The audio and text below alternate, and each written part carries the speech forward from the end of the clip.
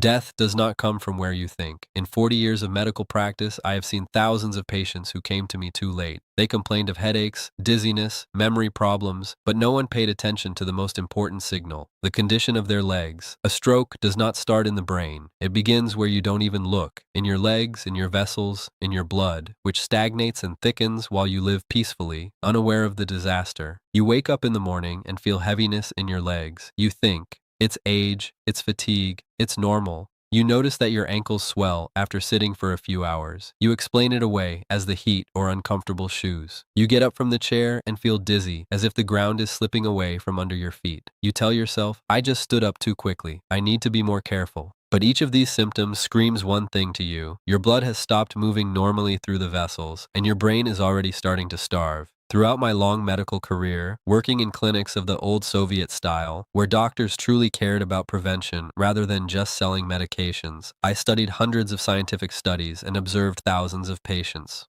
What I will share with you today could save your life or the life of your loved ones.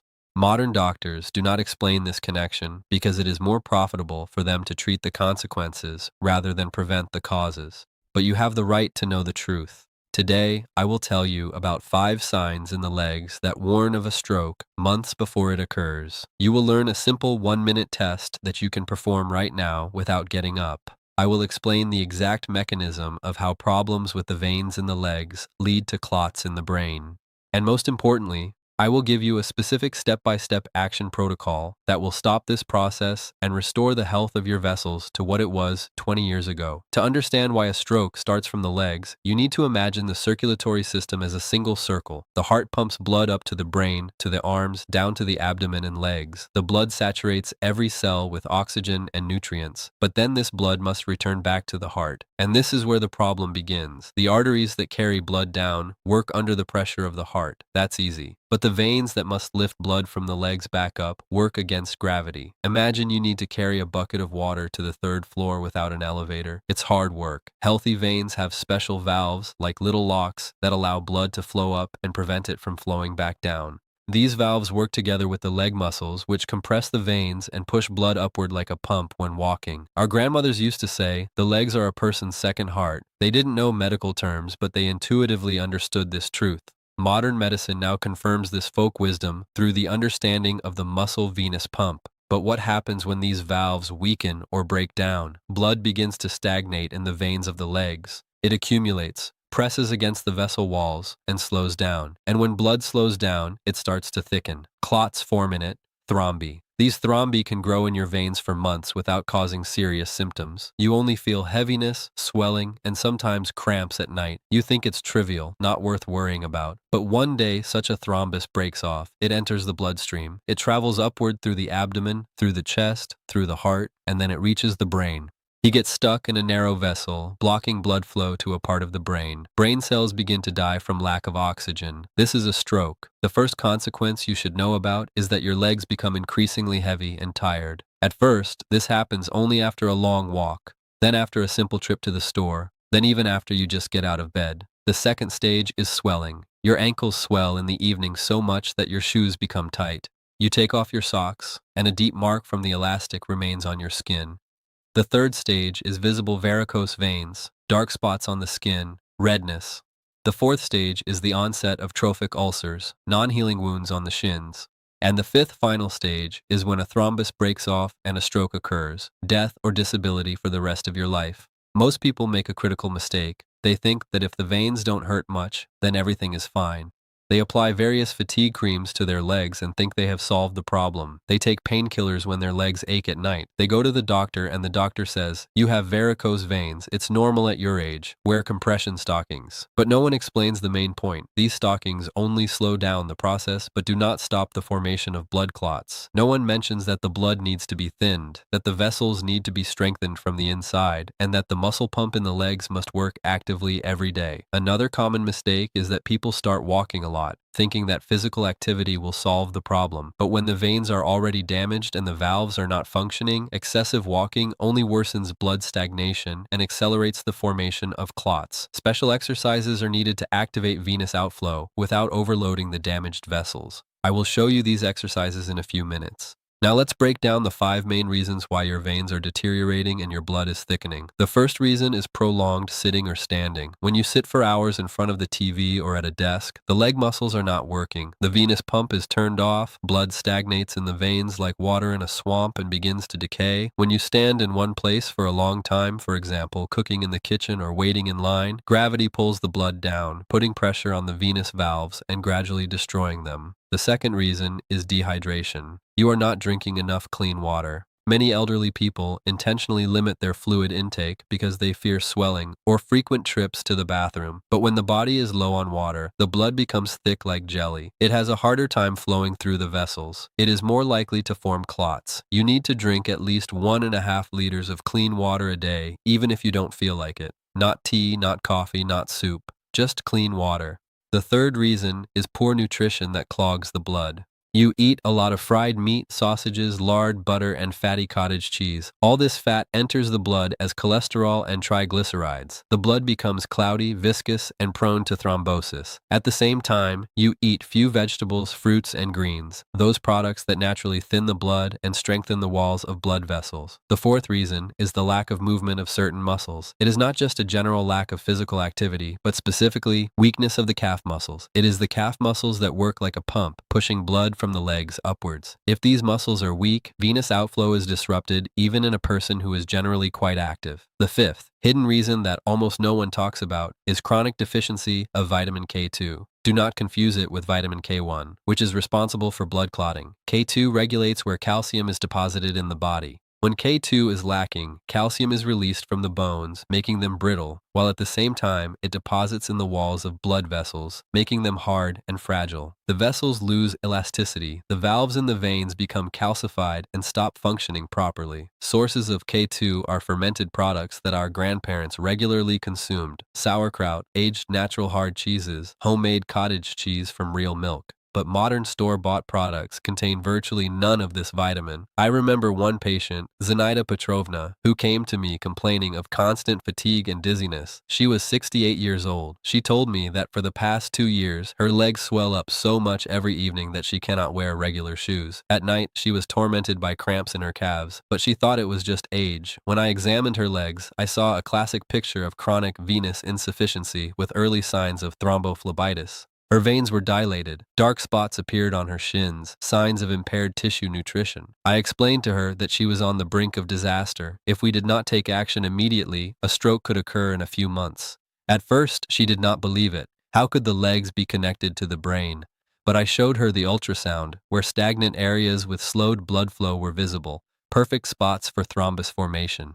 But what did I discover during the detailed questioning of Zenaida Petrovna? For the last 5 years, she had been working as a saleswoman in a store. For 10 hours a day, she stood behind the counter almost motionless. This destroyed the venous valves in her legs. At the same time, she drank very little water, afraid of swelling. This made her blood thick. She mainly ate sausage, hot dogs, and fried potatoes because it was quick and cheap after work. This filled her blood with cholesterol. She never did any leg exercises. She simply didn't have the energy after a work day. And finally, her diet completely lacked foods containing vitamin K2. Here we come to the most important point. That hidden factor I want to tell you about will completely change your understanding of the problem. The real cause of venous insufficiency and thrombosis is not just blood stagnation in the legs, it is systemic inflammation of the vessel walls throughout the body. When you eat the wrong foods, when toxins accumulate in your body, when you experience chronic stress, your immune system starts attacking your own vessels. The inner lining of the veins becomes inflamed and damaged. At the sites of damage, blood cells begin to settle, forming clots. This is called endothelial dysfunction, and it does not start in the legs. It starts in the gut, where chronic inflammation from poor food triggers a chain reaction throughout the body. Now I will tell you the main method that will stop this process and save you from a stroke. This method is called venous gymnastics with controlled breathing. It takes only 15 minutes a day, but its effectiveness is confirmed by dozens of clinical studies.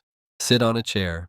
The chair should be high enough so that your thighs are parallel to the floor and your feet are flat on the ground. Keep your back straight but not tense.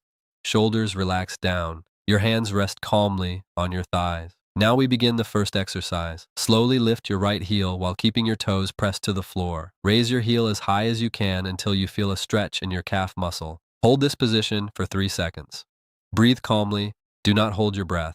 Now slowly lower your heel back to the floor. Do the same with your left leg. Lift your left heel, toes on the floor, hold for 3 seconds, lower. This is one cycle.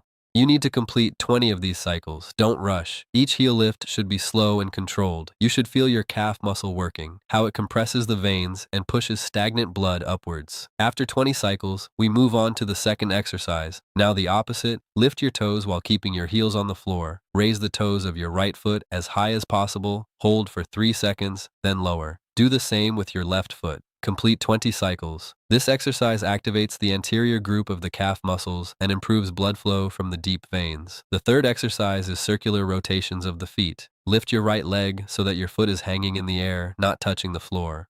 Start slowly rotating your foot clockwise. Draw large circles. Do 10 rotations, then 10 rotations counterclockwise. Lower your leg. Do the same with your left leg. 10 rotations clockwise, 10 counter. This exercise improves the mobility of the ankle joint and activates all the small muscles that assist in venous drainage. The fourth exercise is the most important, the venous pump in a seated position. Place both feet on the floor. Quickly lift both heels simultaneously, keeping your toes on the floor. Then quickly lower your heels and simultaneously lift your toes, keeping your heels on the floor. Continue this movement at a fast pace. Heels up, toes down, heels down, toes up. Imagine that you are walking quickly in place without getting up from the chair. Perform this exercise for 2 minutes without stopping. You should feel your legs starting to warm up. This means that stagnant blood has started to move. This means that the muscle pump is working. A very important detail. During all exercises, breathe deeply and rhythmically. Inhale through your nose on the lift. Exhale through your mouth on the lowering. Deep breathing creates negative pressure in the chest cavity, which literally pulls blood from the lower extremities up to the heart. This amplifies the effects of the exercises several times over. You should perform this complex twice a day, in the morning right after waking up, and in the evening an hour before bed. The morning practice activates venous outflow after nighttime stagnation. The evening practice prevents nighttime cramps and morning swelling. If you have a sedentary job, add a third session in the middle of the day. It will only take 15 minutes, but the effect will be noticeable within 3 days. Now, an additional method that will enhance the results of the main exercises. This is a contrast wash for the legs. In the evening, before bed, stand in a bathtub or shower stall. Direct a stream of warm water at a pleasant temperature onto your right leg from the foot to the knee. Rinse the leg for 30 seconds. Then switch the water to cold, not icy, but just cool and comfortable. Water the same leg with cool water for 30 seconds. Then warm water for 30 seconds. Then cold again for 30 seconds. Do 3 cycles of warm-cold on the right leg, then do the same on the left leg. Always finish with cold water. This method trains the tone of the blood vessels. Heat dilates the veins, increasing blood flow. Cold constricts them, pushing out stagnant blood. Alternating makes the vessels work, like exercise for the muscles. After 2 weeks of this practice, you will notice that the swelling has decreased by half, the heaviness in the legs has gone, and there are no more cramps at night. The third method is self-massage of the calf muscles. Sit comfortably, place your right leg on your left knee, grasp the calf with both hands. Start massaging the muscle from bottom to top, from the ankle to the knee with moderate pressure. Imagine you are squeezing stagnant blood out of a sponge. Make slow, gliding movements upward. Massage each leg for 5 minutes. This massage is especially effective after a warm shower when the muscles are relaxed. Perform it daily before bedtime.